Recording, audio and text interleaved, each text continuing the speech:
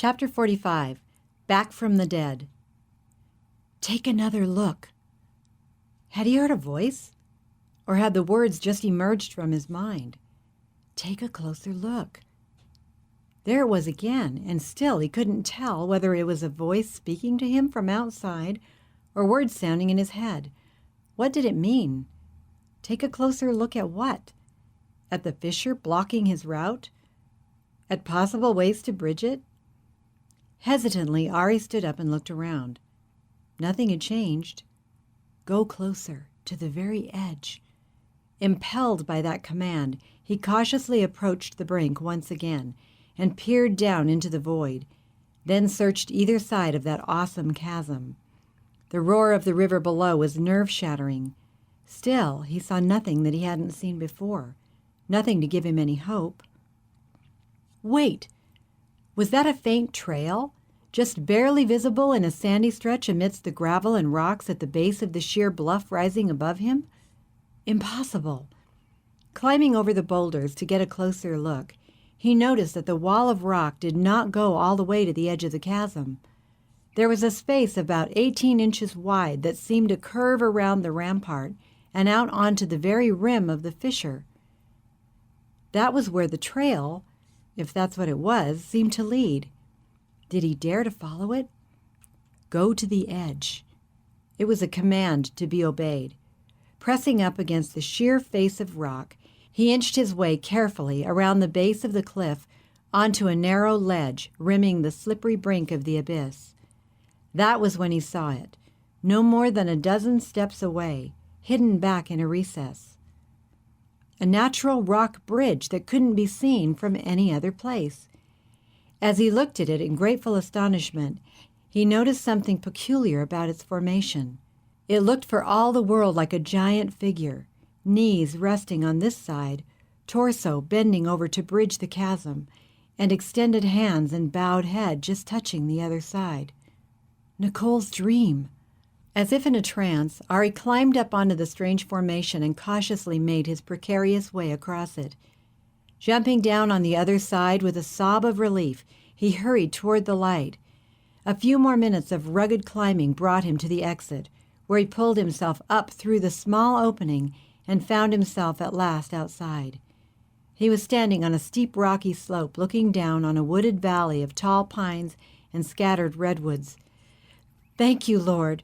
Thank you, Lord! There was no trail outside leading away from the small fissure in the rocky mountainside. Apparently, the cavern, or at least this end of it, had laid undiscovered throughout its geological history. He would have to pick his own path across the boulders. The sun had already fallen beyond the higher reaches of the coastal range behind him. That would be to the west. Palo Alto and the closest habitation must be straight ahead and below. Weak from pain as well as hunger and thirst, Ari made his way as rapidly as he could down the hill toward the valley that lay before him. Far above him, a passenger jet passed overhead. Hearing the sound, he paused to look up. The plane's vapor trail was turning orange in the diffused rays of sun that must be coming from very low on the horizon. He had perhaps another 2 hours of adequate light. Hurrying on, Ari had gone about half a mile when he came to a miniature stream, bounding its way down the mountainside. From a shallow pool beneath a small waterfall, he drank with convulsive gulps. Then, taking off his coat, he splashed water over his face and neck and cleaned the cuts and abrasions on his hands and arms. He pulled off the tie he still wore, then threw the frayed and filthy rag into the brush. He looked worse than a tramp. Dipping a handkerchief in the water and wringing it out, he used the damp cloth to wipe half-heartedly at the worst of the mud that was caked onto his torn pants and jacket. The expensive suit the Mossad had provided for his attendance at the World Congress. He shuddered at the memory. Continuing to angle down across the slope, in and out of ravines, wondering how far he'd have to go, how far he could go, Ari suddenly heard what sounded like a car engine in the distance. Thank God! Another 100 yards, and he heard a similar noise, this time much louder. It sounded like a truck engine laboring up a steep grade. Staggering on eagerly in the direction of the sound, He came out of the trees into a small clearing on the brow of a hill. There it was, a highway, not more than 200 yards below him, discernible here and there where it wound its way through the trees. Thank you, Lord. After another 10 minutes of beating a laborious path through the thick underbrush and fallen logs, he climbed up a steep embankment and stood upon the asphalt at last. Which way? Surely Palo Alto would have to be downhill, as he had already surmised. He stationed himself on that side of the road and waited. In less than a minute, a logging truck came inching down the grade, gears whining. Ari waved and yelled, but the driver went right on. Too heavy a rig to stop. Then came a passenger car, and almost immediately behind it another. The drivers accelerated when he tried to flag them down. Of course, who would risk picking up a disreputable-looking bum like him? Desperately, Ari considered his options. How could he get someone to stop? Just then, an old relic of a pickup truck, battered and rusted, came wheezing and backfiring down the steep grade. Ari waved and yelled. With an ear-splitting screech of worn-out brakes, the vehicle lurched to a halt. "Hey, buddy, what's your problem?" came the genial query from the driver, a bronzed man of about 50 wearing faded overalls. His long, tangled hair and bushy beard made him look like a hippie left over from the 60s. A strong hand reached out and removed a frayed cord that secured the door. The hand froze. "Say, you been in a hurricane or something? Where you going anyway?" "Palo Alto. Is this the right way?" asked Ari hopefully. He had to yell to make himself heard above the blaring radio. "Sure is, man. That's where I'm a-goin'. Say, where'd you pick up that foreign accent?" "Born in Germany. Lived most of my life in France." "Sounds like it. Well, get yourself in, man, before this baby stalls." Gratefully, Ari climbed in. He sensed momentarily the irony of his situation. Who but this anachronism from a past give peace a chance era would dare to pick up a derelict like him? "Hey, man, what's happened to you? It ain't rained for weeks round here. Where'd you find the mud?" "I must look horrible," returned Ari apologetically. "I got lost. Fell over a cliff into a river." "Ain't no rivers in these parts. You must have come a long ways. Where's your car?" "I meant a creek. I'm so tired I can hardly think." "Forget the car. I just need to get to Palo Alto." "Don't sweat it, man. I'll take you right to your house." "I don't live there. I'm staying at a hotel." "Yeah? Which one?" "The Hilton."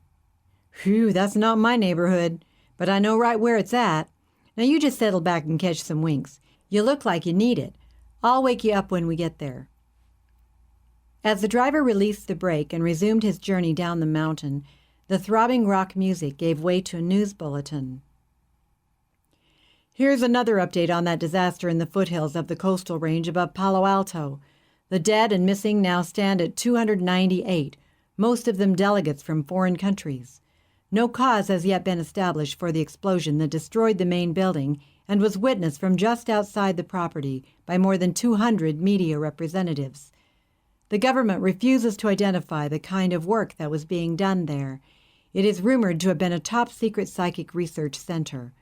Officials at Stanford University deny any connection to their institution.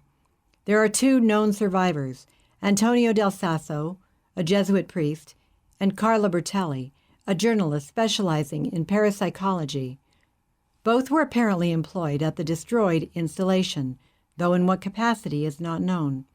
Del Sasso is in the hospital, recovering from smoke inhalation and internal injuries, while Ms. Bertelli was apparently unharmed. Neither survivor, however, has been available for comment. "Carla's safe. What happened to Korev? And Del Sasso, the evil one, what will he do now? Does he know I survived? I've got to get my clothes, get cleaned up, get back to Israel." The driver reached over and turned off the radio. "Worst disaster ever happened round here," he said. "Ain't been nothing else on the news all day. What do you think?" He noticed that his passenger was already fast asleep. The next thing Ari knew, someone was shaking him back to consciousness. He awakened with a start, wondering where he was, then remembered. The cavern, the mountain. The pickup truck. You must have been plenty tired, dropped off and been snoring all the way down here. Well, there's the Hilton, across the street. I figured, this ain't exactly a limo. Thank you, said Ari, still groggy and so stiff he could hardly move. Painfully, he reached into his pocket. Here, let me... No way, man, you don't owe me nothing. Ari climbed out of the truck, slammed the door, and waved as the pickup chugged off down the street. There was no way to avoid the startled glances and whispered comments as Ari limped across the crowded lobby. At the registration counter, he hastened to get out his explanation before the startled clerk, mouth hanging open in shock, could object to his presence. I've had an unfortunate accident. Been lost in the woods. Nearly killed myself, but I'm okay. I've got a room here. Someone else checked me in. Name's Thalberg. Ari Thalberg. The clerk, a meticulously groomed young man in his 20s, punched Ari's name into the computer and after a moment looked up at him in shock. You were with that delegation at the Congress. You're supposed to be dead. I just got out of the mountains and heard the news. Terrible. I was so embarrassed that I got lost and missed the meeting. But now, what luck. I need to get into my room. They've put your baggage in storage, but I could have the bellman get it. Your room is still available. The clerk hesitated. They think you're dead, Shouldn't we notify the police? Look, said Ari, leaning over the counter and lowering his voice to his most confidential tone. This is so embarrassing. Let me tell them, in my own words, after I get cleaned up, okay? I don't want anyone to see me like this. The clerk nodded understandingly. Here's your key, room 342. Why not take the fire stairs just over there? I'll have your baggage brought right up. After showering and wolfing down a huge meal delivered to his room, Ari collapsed into the bed. He awakened late the next morning with the sun streaming through the sliding glass door leading out onto the balcony. After shaving and eating breakfast in his room, he called one of a half-dozen memorized numbers. Hello, said a deep male voice after several rings. I have a valuable export for Syria, said Ari, in the lobby of the Hilton. That's not possible, came the startled reply. The agent obviously thought that Ari was dead and that he was being contacted by an imposter. There was no code to cover this situation. Look, I'm alive, said Ari, and I really need help. Fast. We'll take the product in about 15 minutes. Ari packed his bags and went down to the lobby. He had no intention of checking out. Let them think he was still there. He sat in a chair as far from the registration desk as possible and waited. Whoever was meeting him knew what he looked like, though he had no way of visually recognizing any of the Mossad connections. In about 10 minutes, 2 men entered the lobby and sat down near Ari. Casually, they glanced around the room, lit cigarettes, and looked bored. Finally, the taller of the two shifted nervously in his chair and said to his companion in a low voice, My God, I don't believe it. It's the package. I've got to get back to Israel fast, said Ari softly. The second man stood up. I'll bring the car around. Give me 2 minutes. He turned and walked back out the main entrance. Safely in the car and on his way to San Francisco's International Airport, Ari was reluctant to explain what had happened. I've got tons to report, but I don't know the classification on this information. It's that incredible, he told the 2 agents. I'm only going to give it to my Katza back in Israel. That's David Cawley. Let him know that I'm coming. We'll do that, said the taller man who had introduced himself as Sam and his companion as Mike, obviously not their real names. Sam looked at his watch. We're in good time. You'll easily make the next El Al flight. You can at least tell us how you survived, said Mike, who was driving, and where you've been all this time. You wouldn't believe what happened if I told you, replied Ari. I find it difficult to believe it myself. The floor literally opened up, and the entire press corps was dropped deep into some underground cavern. I don't think any of the others survived. It was a miracle that I'm still alive, and that I managed to find my way out in the late afternoon of the next day. So you weren't in the auditorium when the actual explosion took place? Asked Sam.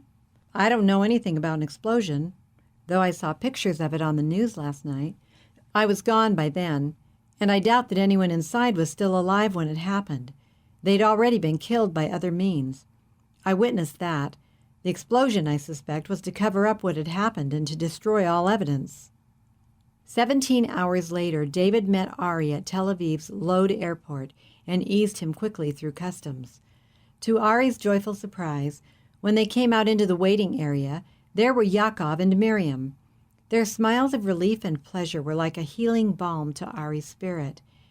David had told the good news to Yaakov, who had called Miriam. The three of them had come together in David's car.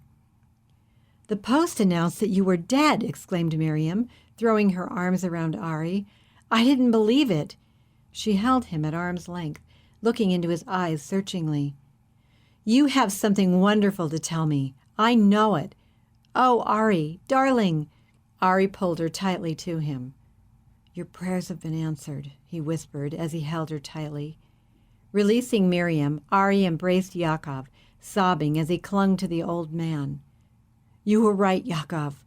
You were right. I'm sorry I gave you such a hard time." "I knew you'd come through," said Yaakov. "The Lord told me, just like he told Miriam." David had stood to one side, looking uncomfortable, but waiting patiently. Now he led them to his car. Yaakov sat beside him in the front, while Ari and Miriam sat in the back. For the moment, it seemed enough to just hold Miriam close to him. The explanation, the details, the recounting of the incredible spiritual journey that had found its culmination in the amazing events of the past few days would come in due time. But for this glorious few moments, he would give himself over to joy. "I'll hold off debriefing at the headquarters until tomorrow," said David. "Let you spend the night at the apartment, on the condition that you put everything on a tape recorder immediately. Everything. Yaakov will stay up with you until you're finished. Miriam, you'll have to keep out of it. Go to your cousins right away. Ari has to be able to think." Neither Miriam nor Ari heard a word David said. At that moment, Ari was asking her, "Will you marry me?" This time he was sure of the answer.